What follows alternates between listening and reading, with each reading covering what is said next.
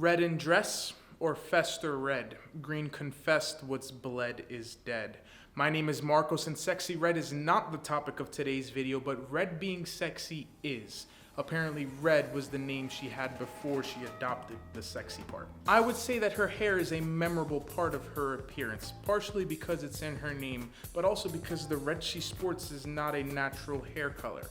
I think if her name, given it was any other color that also coincided with her hair, it would be as memorable. But what is red's significance to our eyes? We see it in traffic lights, police cars, stop signs, and lipstick, but what is red's significance to us? I want to introduce something titled the red dress effect, or the red effect, which describes the physical arousal or the raise in attentiveness that a viewer has on the color red relative to other colors. The University of Rochester conducted a brilliant study regarding this effect. There were men and women surveyed, and for each of the participants, they were given an image of a woman whose dress was altered in hue, giving different colors such as red, blue, green, and so forth. The participants were then questioned about the woman wearing red relative to the other colors. Women that were in romantic relationships were less apt to introduce their partner to the woman in the red dress instead of the other colors. Images where the woman was in a red dress were seen as more promiscuous and sexually available by both genders. The women participants were prone to insulting the woman in the red dress, particularly about their sexual preferences.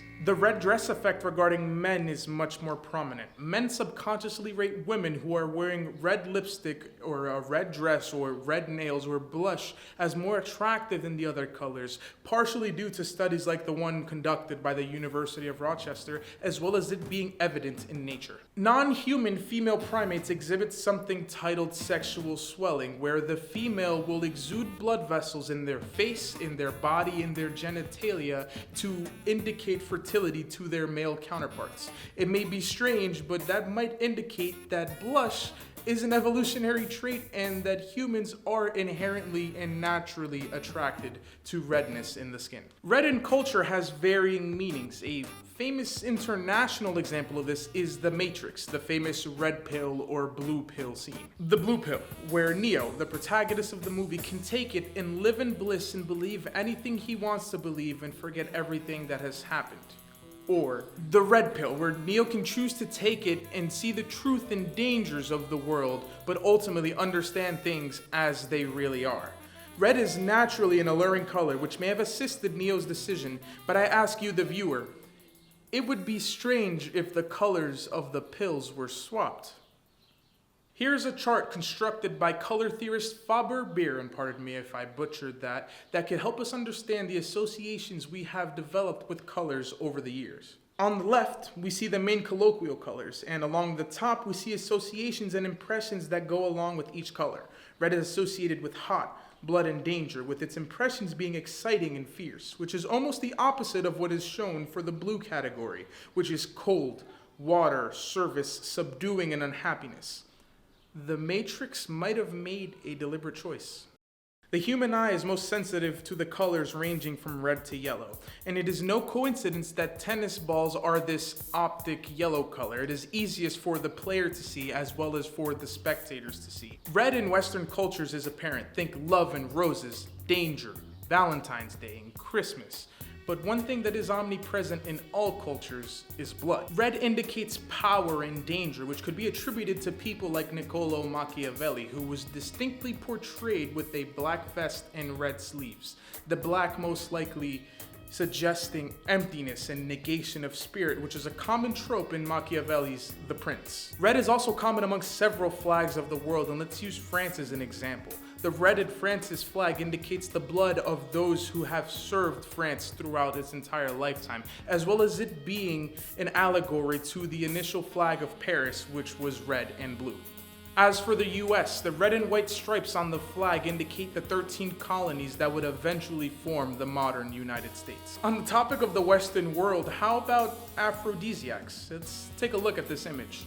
Aphrodisiacs are believed to enhance sexual desire, derived from the Greek goddess Aphrodite. Alcohol, marijuana, and certain pills are also considered aphrodisiacs, but today we are not discussing things that are not closely labeled as food. Is it coincidental that most of these foods are red? I think it is. I think it is coincidence. We're also missing a few foods such as bananas or chocolates and eggplant. But it does not take away from the fact that aphrodisiacs tend to follow a red scheme. In the Western world, presenting these foods to people is not inherently sexual, but the context behind how the food is consumed is. Humans are likely drawn to foods like peaches and bananas because of their personified counterparts. The process of consuming these foods is primal. For example, think of you, or anyone you want to think of, eating a strawberry versus eating an orange. There are also popular international signs that use red and other colors to contrast it. Think traffic lights. Red means stop. If you do not stop, you are risking danger in a thrilling way. And green means go, which is peaceful, giving the conductor free will to continue. These color choices are deliberate and maybe not so serendipitously coincide with this chart. Red gets our attention. One of the most primal traits of the human is sex. In order to win at life, you must reproduce. If you don't reproduce and everyone else does not reproduce, life ceases to exist. I think that nature is trying to tell us that red is sexy. Whether it's the red light district where they have cooch for sale, strawberries or orangutans whose face get red, or even that one person's outfit in the crowd whose attire supersedes everyone else's in your vision, I think red is gravitational. I am convinced it is sexy.